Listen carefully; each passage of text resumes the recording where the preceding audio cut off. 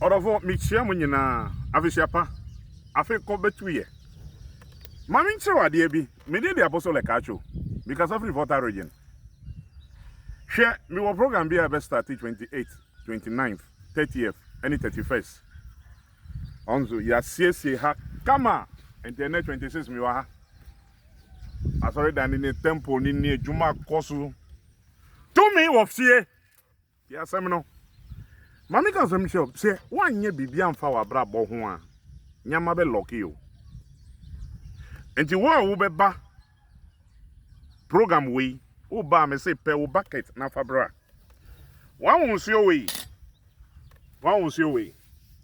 o ba won say adua wom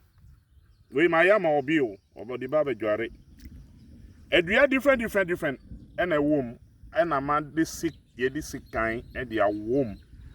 And the way ebe won so we mu na dey ade fita we achichire no ebe won sa for 3 days asa na nipa ni bejuare e dia we ba ku ye frɛ no e wo Nigeria kasa mu ye frɛ no ingila aigwe kasa mu ye frɛ no achigan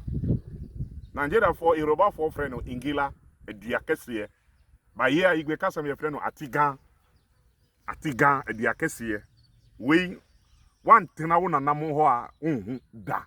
to me no any insurance na ohihie no any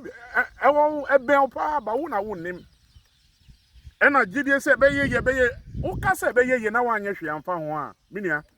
ti asem no wa wo se ye se nyakopon ene abonsam enya problem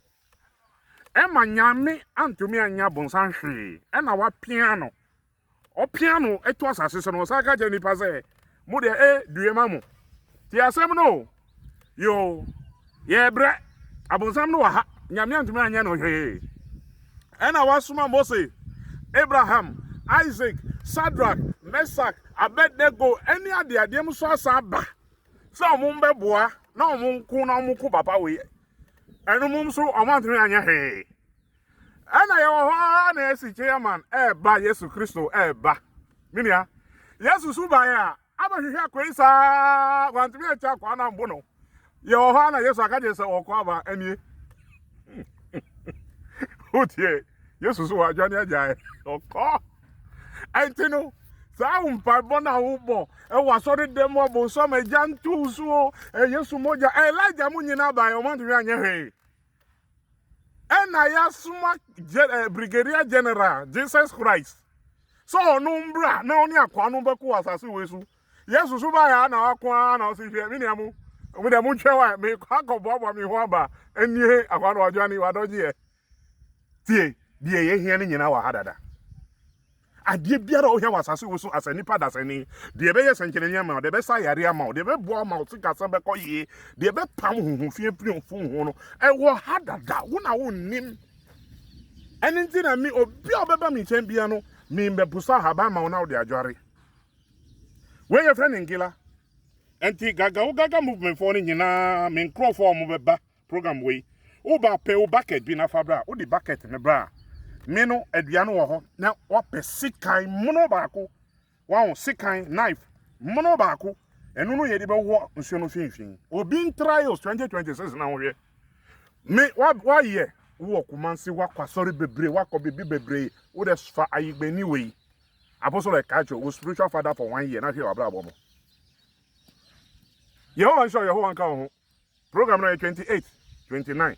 30th and 31st enye isi wa ha aha na ebe 31st no aha na ebe shinentwe eni odwan e de amanya kopon afa bia me ye enye ade na afa na masase ide bi ye ade we abro so many years me wa volta ha o faka frequency abakofro de anafa ho ka na bra ha kasa wo basoko de bogame ena wo do ho be bia obi sasa Apostle Ekatso obi ani me na bra program we de bra kan na bra wo ba wo be pe bucket na ma ye we ama no dia da chichiri we achichiri ho na de akwa akoto bebi ama o nti we say e ko sa ba bia na se aha nyina ye media nti e ko ba bia na se tie mi eni nti na me kire wo say wo ba nyama bi say e na wo benya de adware wa ha so wo ko a onyama be ye Yehowa nshira Yehowa nka wo ho me do mo nyina che video no na follow your page no nyame nshira bebre amen